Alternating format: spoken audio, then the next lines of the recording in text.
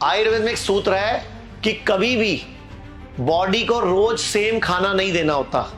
रोज कोई चीज रोज नहीं खानी होती, बॉडी सम हो जाती है, समत्व हो जाती है, मालूम है कि नहीं?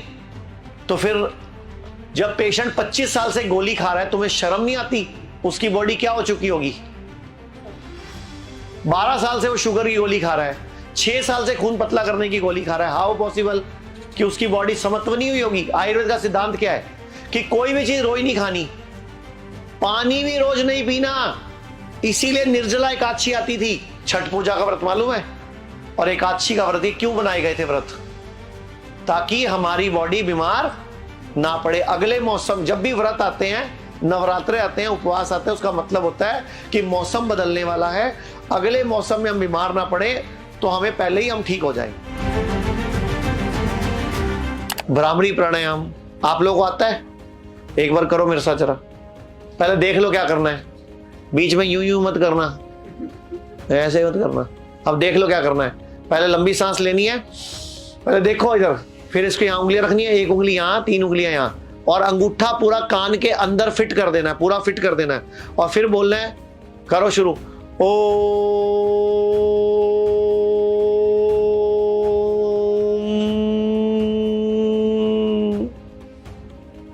पूरा जोर से बोला करो,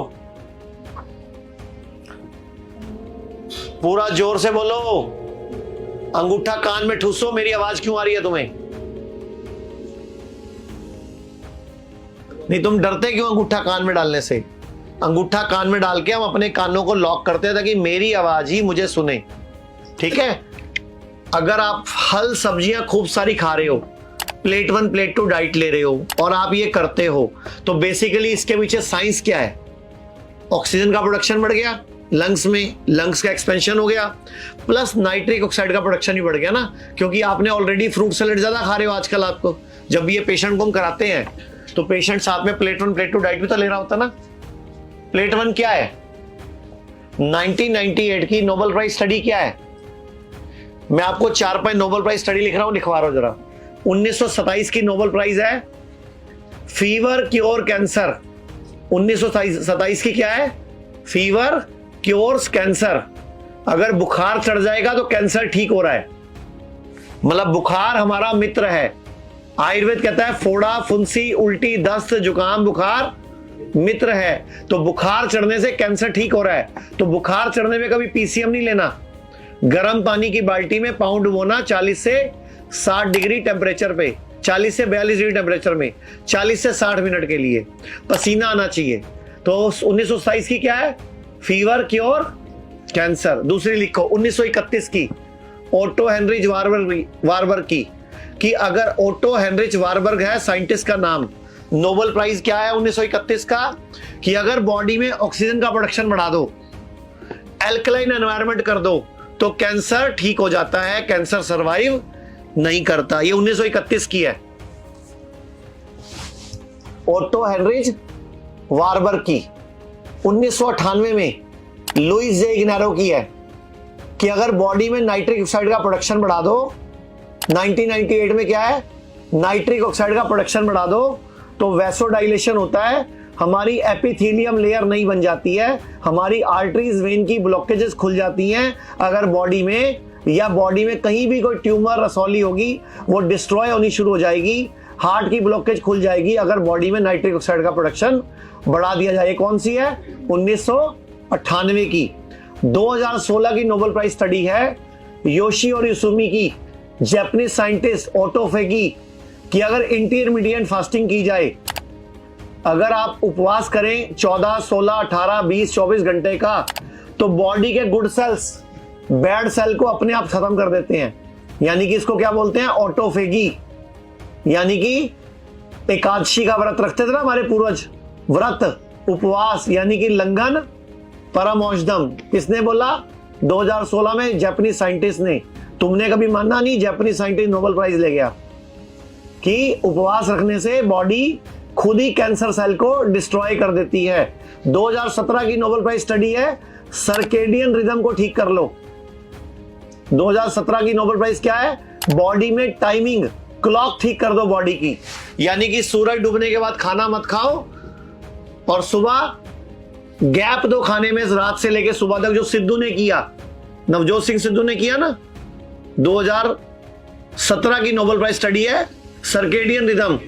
2019 को फिर दोबारा नोबेल प्राइज है, 19 में फिर लिखो, 2019 में फिर नोबेल प्राइज स्टडी मिली है कि अगर ऑक्सीजन का प्रोडक्शन बढ़ा दिया जाए, लंग्स का एक्सपेंशन कर दिया जाए, तो बॉडी की इम्यूनिटी बढ़ जाती है, बॉडी सभी बीमारियों को स्वयं हरा देती है। कितनी नोबेल प्राइज लिखवा दी मैंने तुम्हें?